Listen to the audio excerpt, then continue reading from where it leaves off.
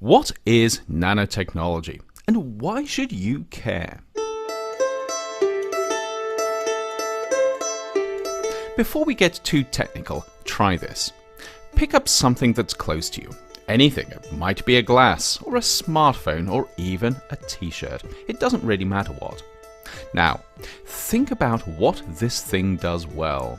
It could be holding water or chasing Pokemon, or if you're thinking about that t-shirt, making you feel awesome.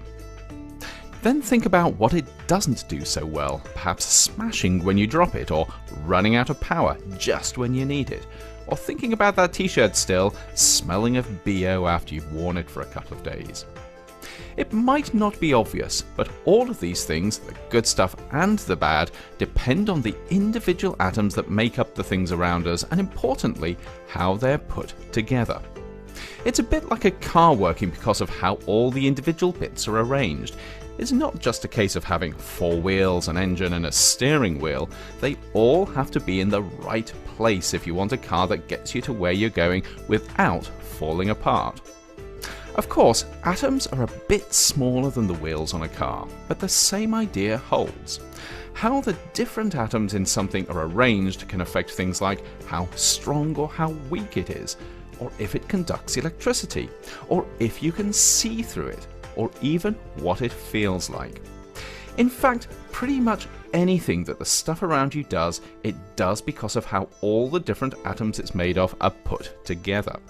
And this includes the things that you don't want stuff to do, like breaking, or smelling, or running out of power. If we were really smart, of course, we'd make the stuff around us work better simply by doing a better job of arranging the different atoms it's made of. And if we were smarter still, we could make totally new stuff by putting atoms together in ways that we'd never done before. We could even start to create stuff that behaves in quite unusual ways, because when you start playing around with atoms, you can tap into some really weird quantum physics. The trouble is, atoms are really small, more than 1,000,000 times smaller than the tip of your pinky finger, and that means they're not that easy to work with. But over the past few years, scientists and engineers have become increasingly good at designing and engineering materials down at the level of atoms or small groups of atoms. And because this new technology involved doing stuff at such a minute scale, it's called nanotechnology. Using their new skills, nanotechnologists are beginning to do cool stuff like creating materials that are really good at turning sunlight into energy, or using nanoscopically small particles to deliver anti-cancer drugs, or even turning polluted water into drinkable water.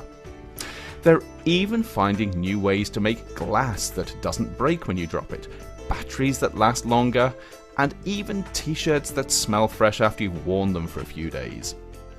This is really powerful tech. It's helping us to do stuff we couldn't even dream of just a few years ago. But because nanotechnology is so powerful, we need to be really careful how we use it, just in case we end up causing more problems than we solve. The last thing we want is to make better solar cells that also destroy the environment, or design more efficient water filters that just happen to cause more pollution. Because of this, scientists and others are working hard to make sure we develop and use nanotechnology responsibly. But this isn't just down to nanotechnologists. It's something everyone can be part of, because at the end of the day, it's up to us to decide just how much we want nanotechnology-enabled products and what we're willing to put up with to get them.